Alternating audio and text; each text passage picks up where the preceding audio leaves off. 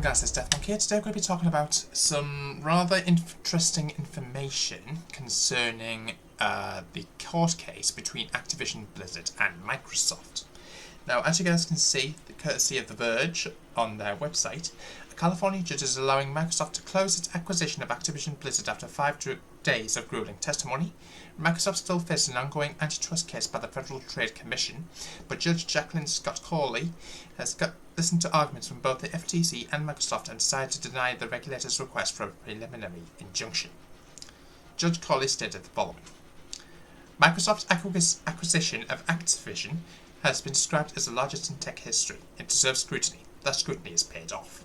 Microsoft has committed in writing, in public and in court to keep Call of Duty on PlayStation for 10 years on parity with Xbox.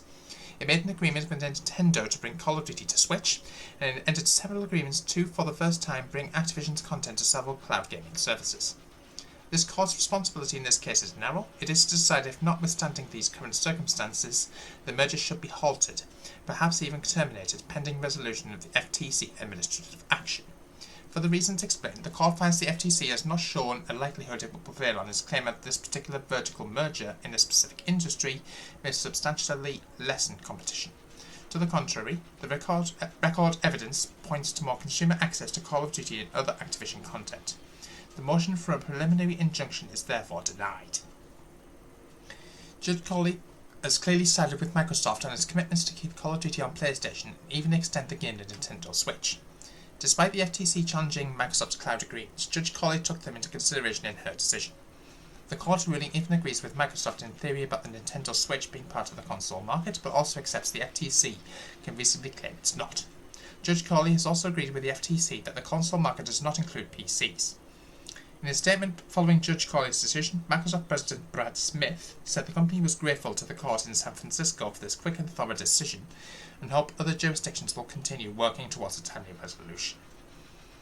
So, that's interesting, I suppose. Activision has also reacted to this, saying, "Our merger will benefit consumers and workers," according to Activision Blizzard CEO Bobby Kotick.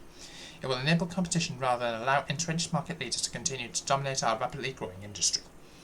FTC spokesperson Douglas Farrer said the FTC was still planning its next move, and they're disappointed in the outcome given the clear threat this merger poses to open competition in cloud gaming, subscription services and consoles.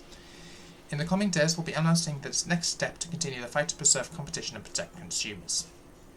Judge's ruling now allows Microsoft to close its Activision Blizzard deal ahead of the July 18th deadline, but only if the company is willing to close around the UK or if the Competition and Markets Authority, or CMA, is willing to negotiate some form of remedy. The UK regulator moved to block Microsoft's proposed acquisition in April, and Microsoft is currently appealing that decision, with a hearing set to start on July 28th. MLEX reported last month that Microsoft was exploring options to close the deal despite the UK block, which in part spooked the FTC enough to request an injunction in the first place. The CMA also filed to try and delay Microsoft's appeal of the Activision Blizzard's acquisition decision with a request right in the middle of the FTC-Microsoft hearing.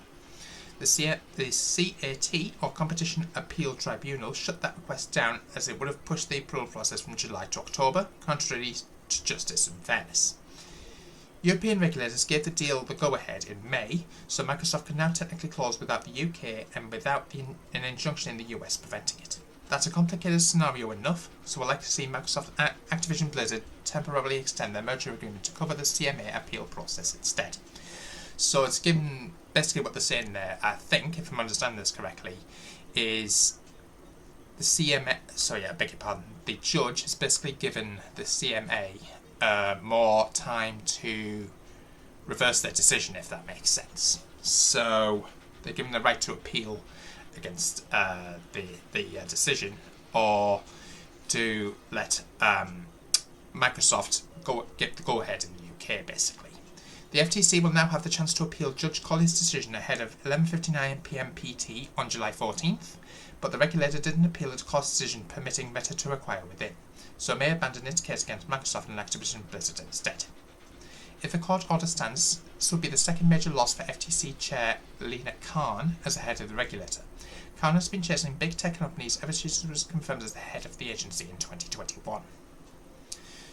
So, I'm not going to go too much into this here, guys, because there's quite a lot of pages, and I'm not going to go through this in this video, but If you're also interested in this preliminary injunction between FTC and Microsoft, I'll leave this link down in the description, guys, because there is quite a lot of content in here, so that's really interesting.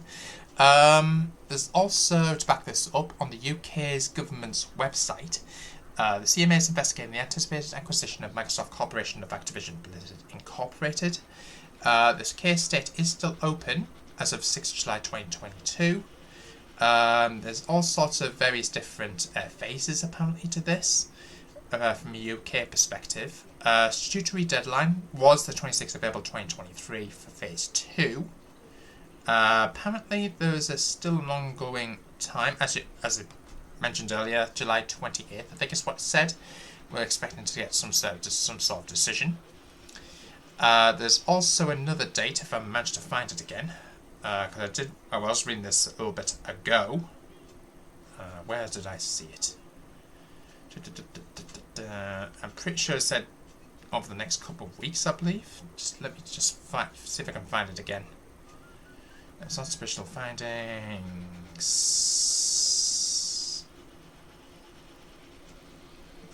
Here we go. I think it was here. Here we go. Yes. So 6th of July, launch of merger inquiry. So expecting to see maybe... Oh, hang on. That was July 2022. Sorry. I must have misread that. But that's really interesting there. So it appears, according to from a UK perspective, we are expecting to get some sort of an announcement, potentially by July 28th, from what we understand. So this doesn't mean that Call of Duty will not be available to play after the partnership between PlayStation and Activision is completed. Basically, for those who don't know, PlayStation and Activision currently have a deal that's currently ongoing until the lifespan of Modern Warfare 3 is finished. Then they're obviously going to move over onto Xbox at this present moment in time. They do their exclusivity with them. Now, from a UK perspective, they do have the right to appeal against the decision that the CMA have blocked. Hopefully they decide to reverse that decision and actually go ahead with this deal. But from what I understand, this will not affect people buying the actual games for future Call of Duties on PlayStation. Basically what they said, I think they're moving their bases of operations from the UK to elsewhere. So that's my understanding of it. Let me know what you guys' thoughts and views are of this in the comments box down below. Like, comment, subscribe, hit the notification bell so I don't miss an upload, and I'll see you next time. Till then, peace out.